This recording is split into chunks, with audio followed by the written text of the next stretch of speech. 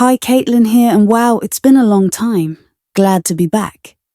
What better way to come back than to read an article from the style historian on the revolutionary nylons?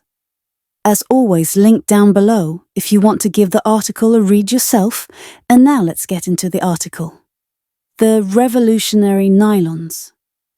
Recently, we've seen sheer stockings make a big comeback.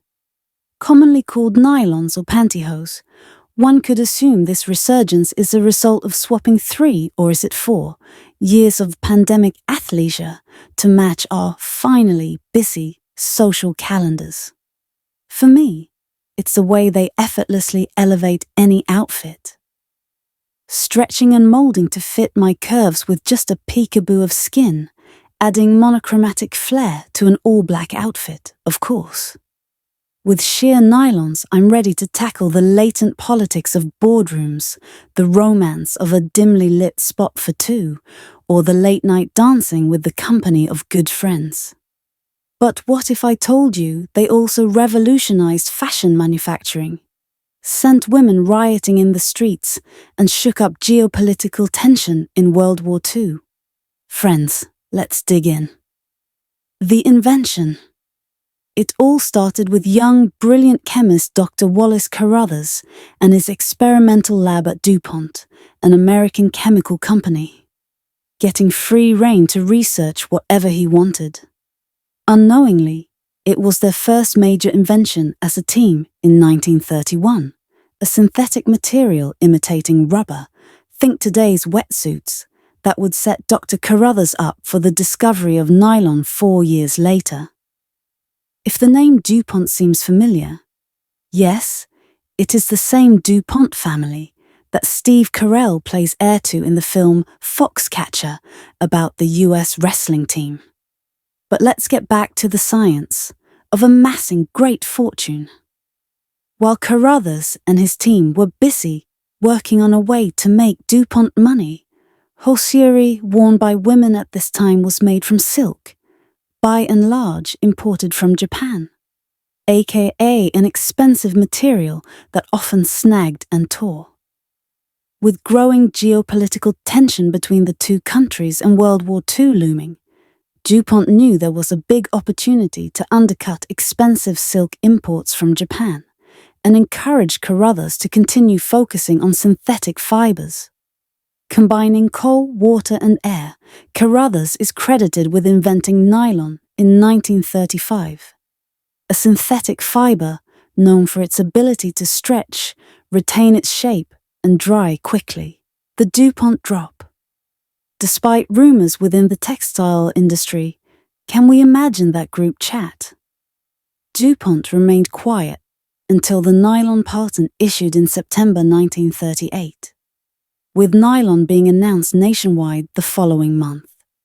Upon discovery of this game-changing material, it is alleged that DuPont's vice president ignored sharing this news first with the scientific community, and instead went to his target audience, women at a New York trade fair, talk about a PR strategy. Initially only available in Wilmington, Delaware, DuPont's HQ. Every Wednesday, the women of Wilmington would line up and rush to get nylons that were in limited supply. DuPont simply couldn't keep up with demand, selling out in mere hours. By the time nylons were introduced across America on May 15, 1940, DuPont sold nearly 800,000 pairs that day, ultimately selling 64 million pairs in its first year. But let's talk about that money, honey. Nylons cost roughly $1.15 to $1.35 USD a pair, with inflation, $25 to $29.40 today. Making first-year sales an estimated $74 to $100 to $28.40, $86 million, $1.6 to $1.8 billion today. To put it in perspective, Taylor Swift just grossed $1.04 billion for her recent Eras tour. With this immense popularity, nylons became synonymous with stocking versus its intended scientific name, a generic designation of a class of polymers. Think how we use the terms Kleenex or Botox generally today. Nylons go to war.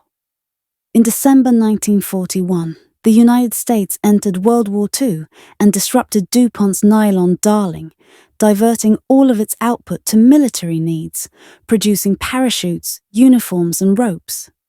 Following this news, it is alleged 40,000 women in Pittsburgh lined up to purchase 13,000 available stockings. Referred to as the Nylon riots. Go off, Queens. Fights broke out across the country as women lined up for a coveted pair. Reminds me of living through the early 2020 pandemic. Toilet paper panic, moms sewing homemade masks, and distilleries making hand sanitizer that smelt like tequila. An ode to diverting resources to help the cause. Now where were we? Ah, yes. Women rioting for synthetic silk. As nylons became scarce during World War II, women became so desperate, they resorted to putting creams on their legs and painting seams down their legs to give the illusion of nylons. Some companies went as far as to sell makeup for women looking for the nylon look. It's giving Kim K releasing contour makeup for your legs, or when I bought tanning lotion in high school, thinking I looked 100% even. Dear reader, I did not. But 8 days after Japan's surrender in August 1945, DuPont announced it would resume its nylon stockings.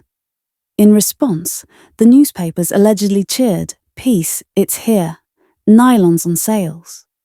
As always, the audacity of the media and marketing. The impact. We can't overstate nylon's influence on life as we know today. The manufacturing of fashion, the development of synthetic materials, inspiring polyester, and the revolution of how we now dress for comfort and convenience. For me, I also believe the story of nylons provides a glimpse into the power of women as consumers. A long-ignored audience that companies and marketers are finally tapping into. Think when alcohol companies realized mommy juice could be an entire category. On the other side of the story, many argue the invention of nylon perpetuated the wasteful consumer culture we see today. With cheap labor overseas and the ramp up of companies chasing chemical patents. And are we still wearing real nylons today?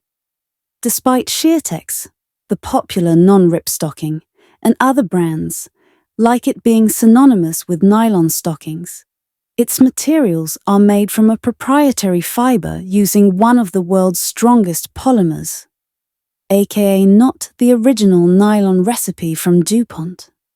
As you pull your favorite shirt out of your closet or from the floor, let's be real. Take a quick look and peep that label. We are living in the blend era of synthetic fibers that nylon spurred in 1935. Until next time,